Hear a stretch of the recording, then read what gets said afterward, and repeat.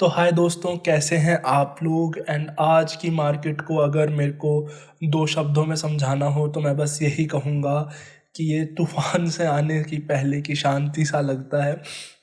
But एक चीज़ में मुझे इंडिया को ज़रूर अप्रिशिएट करना पड़ेगा कि ग्लोबल क्लूज़ इतने ज़्यादा ख़राब होने के बाद भी इंडिया ने अपना बहुत अच्छा लेवल मेंटेन करा है। निफ्टी ने 18,000 का लेवल ब्रेक नहीं करा है।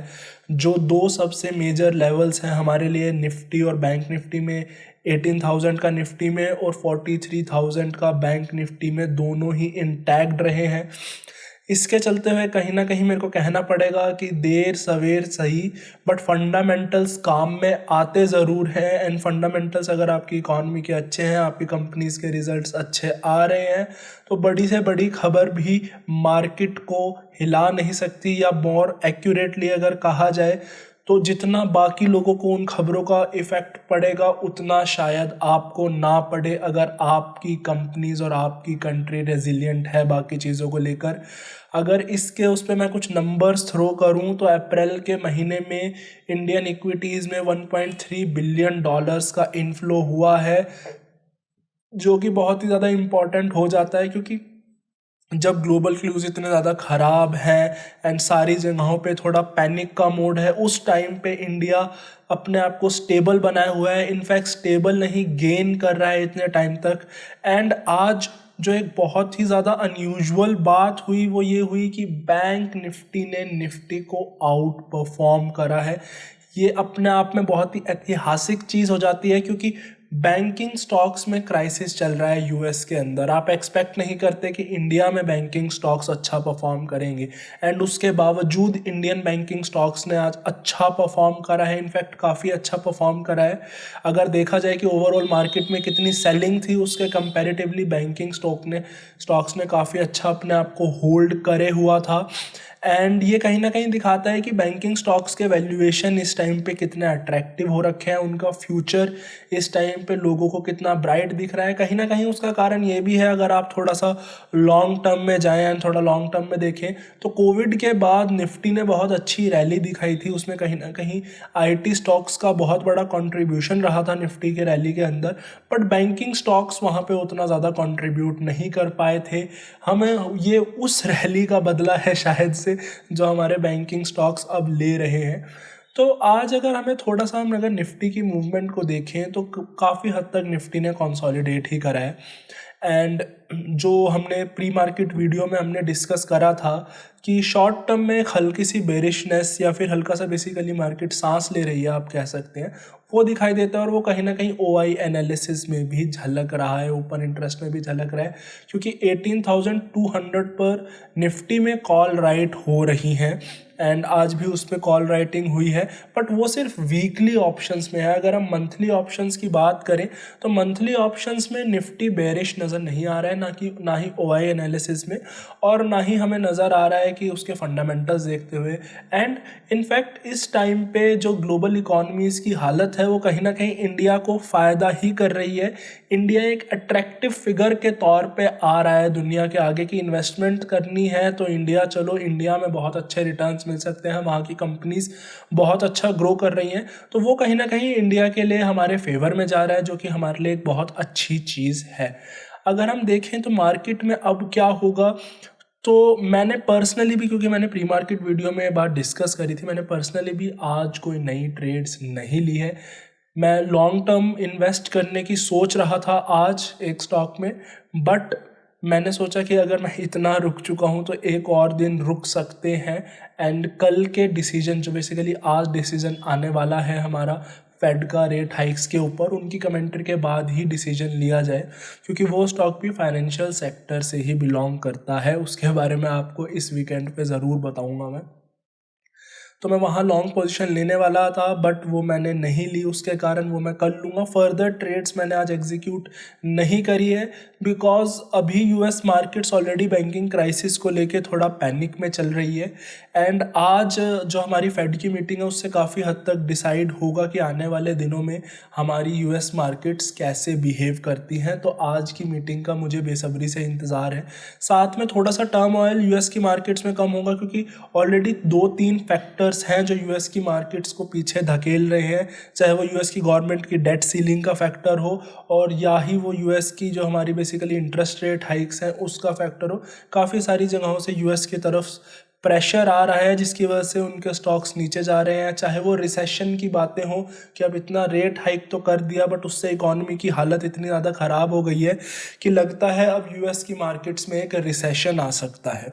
तो इन सारी बातों को अगर साइड रखें तो आपको मैं एक अच्छी चीज़ पे मार्केट के ऊपर एक गौर कराना चाहूँगा कि जब मार्केट खुली, मार्केट थोड़ा सा डाउनफॉल के साथ खुली, बट उसके बाद हमने बैंक निफ्टी में भी और निफ्टी में ही दोनों में हमने एक शार्प डाउनटर्न देखा। बट उसके बाद जहाँ निफ्टी और बैंक निफ्टी ने दोनों ने रैली करना स्टार्ट करा, निफ्टी बार बार नीचे आ रहा था, निफ्टी अपनी रैली सस्टेन नहीं कर पाया, वहीं बैंक निफ्टी ने अपनी रैली सस्टेन करी। तो इसके पीछे जो सबसे मेजर कारण है जो मुझे नज़र आता है वो आता है आईटी स्टॉक्स। आईटी स्टॉक्स ने आज बहुत ही ख़राब परफॉर्म करा है। हमें एक और दिन वेट करके देखना पड़ेगा, एटलीस्ट 1-2 दिन, कि क्या जो हमारा वो था कि ये एक इनिशियल सेक्टोरियल रोटेशन के सिग्नल हो सकते हैं कि अब हम बैंकिंग से वापस हम आईटी सेक्टर की तरफ जा रहे हो। बट आज की सेलिंग देखते हुए लगता है कि शायद ऐसा ना हो। आज ये देखना ही बहुत इंटरेस्टिंग रहेगा कि हमारे एफआईआईज ने बाय करा है या सेल करा है। ये एक आज का मामला थोड़ा सा कंफ्यूजिंग है क्योंकि बैंक्स बड़े हैं जो कि एफआईआईज के फेवरेट हैं, बट आईटी स्टॉक्स काफ़ी गिरा भी है एंड उसमें भी एफआईआईज की होल्डिंग कुछ कम नहीं है। तो वो एक आज कन्फ्यूज़न है। आज हम प्राइस मूवमेंट देख के श्योर नहीं हो पा रहे हूँ बेसिकली मैं कि क्या एफआईआईज ने बाय करा है या सेल करा है। मैं जस्ट होप करता हूँ कि आज भी बाय ही करा हो, एटलीस्ट ट्रेंड वही सजेस्ट कर रहा है कि हो सकता है एफआईआईज ने बाय करा हो। एंड अगर अब हम दूसरी तरफ देखें कि चलो आईटी स्टॉक्स में सेलिंग आई तो मार्केट को सपोर्ट किसने करा? मार्केट को आज सपोर्ट करा हमारे एफएमजीसी स्टॉक्स ने, हमारे फार्मा स्टॉक्स ने। जी, ये बात हमेशा ध्यान रखिएगा, जब भी कुछ आपदा की बात आती है या भी किसी क्राइसिस की बात आती है, मार्केट में हमेशा कुछ सेक्टर्स रहते हैं जिन्हें हम कहते हैं सेफ्टी हेवन्स, या फिर बेसिकली वो सेक्टर जिन पे किसी भी क्राइसिस का इम्पैक्ट सबसे कम पड़ता है। ये सेक्टर सबसे ज़्यादा जल्दी रिकवर करते हैं या छोटी मोटी क्राइसिस, छोटी मोटी दिक्कतों में बहुत बार ऐसी दिक्कतें इन सेक्टर्स के लिए, इन स्टॉक्स के लिए अच्छी भी हो जाती हैं एंड ये स्टॉक्स हायर साइड पे मूव करने लग जाते हैं। कुछ ऐसा ही हुआ आज एफएमजीसी स्टॉक्स में और फार्मा स्टॉक्स में। ये स्टॉक्स सेफ हेवन इसलिए माने जाते हैं बिकॉज देखिए, आपकी अगर इनकम कम हो जाती है, आप में भी अपनी गाड़ी नहीं खरीदेंगे बट आप नमक तो खरीदेंगे ही, आप घर के लिए साबुन तो खरीदेंगे ही, आप दूध तो पिएंगे ही। तो ये सारी चीज़ें हैं जो कि एफएमजीसी स्टॉक्स हमारे रिप्रेजेंट करते हैं। Fast moving consumer goods, basically जो चीज़ें हम डे टू डे में यूज़ करते हैं, जो हमारे रहन सहन के लिए नेसेसिटी चीज़ें हैं, लग्जरी चीज़ें नहीं हैं। वहीं अगर हम देखें तो ऑटोमोबाइल सेक्टर जैसे जो सेक्टर्स हैं, आईटी सेक्टर्स हैं जो कि ग्रोथ दिखाते हैं, जो कि दिखाते हैं लेजर की चीज़ें दिखाते हैं, ये सेक्टर सबसे ज़्यादा इम्पैक्ट होते हैं। हालांकि आज ऑटो सेक्टर ने बहुत अच्छा अपने आप को होल्ड कर रखा था, बट मुझे लगता है उसके पीछे महिंद्रा एंड महिंद्रा के रिजल्ट्स का भी कारण हो सकता है, क्योंकि महिंद्रा एंड महिंद्रा के रिजल्ट एटलीस्ट मेरे परसेप्शंस में अच्छे ही आए थे। मार्केट का नहीं पता मुझे कि मार्केट ने उस रिज़ल्ट्स को कितने अच्छे से लिया है, बट मेरे हिसाब से मार्केट में उसके रिज़ल्ट्स अच्छे ही रहे एंड स्टॉक ने अपने आप को इस सेलिंग के अंदर होल्ड भी काफ़ी अच्छे से करा है। तो इस वजह से एफएमजीसी और फार्मा स्टॉक्स क्यों? बिकॉज सी आप बीमार पड़ोगे तो आप गोली तो लोगे ही ना। अगर आपको अपनी स्पेंडिंग कम करनी है तो आप बेशक अपनी कोई ट्रिप कैंसिल कर देंगे या फिर मूवी नहीं जाएंगे, बट अगर आप बीमार हैं तो आप दवाइयाँ लेंगे ही लेंगे। तो ये इस वजह से ये दो सेक्टर्स बेसिकली हमेशा एक सेफ हेवन के तौर पे आते हैं, जिस वजह से मुझे लगता है कि आज इन स्टॉक्स में हमें थोड़ी सी रैली देखने को मिली कि जब थोड़ा मार्केट में पैनिक है तो ये स्टॉक्स एक रैली दिखा सकते हैं। एंड खासकर जब ग्रोथ टाइम्स आते हैं तो ये स्टॉक्स थोड़े से लोगों के माइंडसेट से दूर हो जाते हैं, क्योंकि अगर अनलेस और अनटिल कुछ अच्छी एक्टिविटी नहीं हो रही है इन सेक्टर में, क्योंकि एफएमजीसी स्टॉक्स और जो हमारे फार्मा स्टॉक्स हैं बहुत ज़्यादा हाई ग्रोथ रेट स्टॉक्स नहीं रहते। एटलीस्ट जब हम मैच्योर कंपनीज़ की बात करते हैं, मैच्योर कंपनीज़ इनकी बहुत ज़्यादा तेज़ी से ग्रो नहीं कर पाती है। एटलीस्ट अब जो है मैच्योर कंपनीज़ हमारी इंडिया के अंदर, चाहे वो एचयूएल हो जाए, तो उनसे हम बहुत ज़्यादा एक्सपेक्टेशन नहीं रख सकते हैं कि वो 25% 30% अब भी ग्रो कर सकती हैं। तो ये सेफ हेवन के तौर पे ज़्यादा काम करते हैं। अब कल क्या होगा इसके लिए तो हमें वेट करना पड़ेगा, बहुत ज़्यादा कहना अभी मेरे लिए गलत होगा। हमें एनालाइज करना पड़ेगा, सी ट्रेडिंग एक एक्टिव टास्क है, तो आपको कंटिन्यूसली अपडेटेड रहना ही पड़ेगा। तो हमें थोड़ा आज की न्यूज़ का वेट करना पड़ेगा कि यूएस आज कैसा रिएक्ट करता है, यूएस से हमें क्या सिग्नल्स मिलते हैं।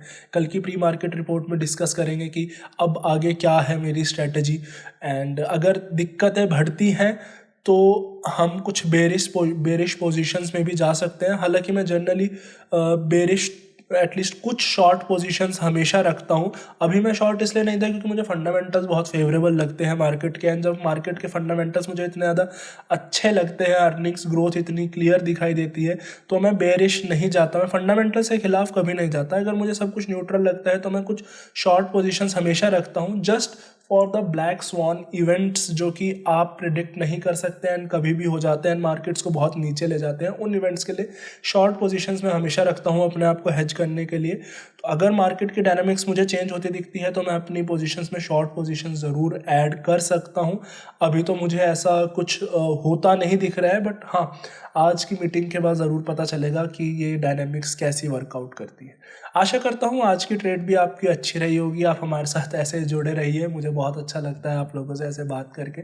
हम लोग साथ में सीखते हैं, साथ में कमाएंगे, and have a nice day I guess. Thank you.